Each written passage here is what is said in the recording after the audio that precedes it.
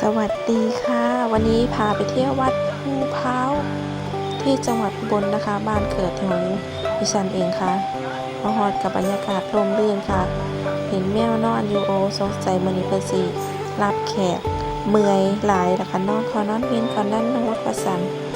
บรรยากาศดีค่ะพี่น้องบรรยากาศร่มรื่นเย็นสบายนะคะช่วงนี้ฝนตกเนาะ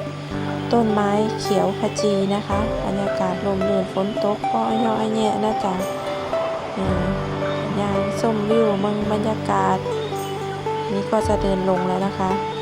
เพื่อนให้จอดรถอยู่ทางอันนี้ละไกลๆเนี่ยจักหน่อยก็ได้เหงื่อได้เละแอกทาบดเละ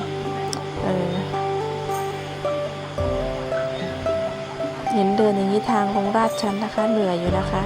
แล้วก็สิไปต่ออยู่อันเมืองเขื่อนสิรินธรเนาะค่ะเนาะ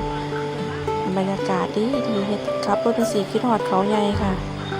นี่ลมพัดโกกเย็นสบายดีขนาดเลยแดดไม่มีนะคะลมลื่นเย็นดีสบายค่ะมีกับเขามาฮอดเขื่อนสิรินธรนะเนาะอันนี้เขามาฮอดสิรินธรนะคะมักบรรยากาศหลายค่ะไปจะเอาเต็นท์มากางเนาะ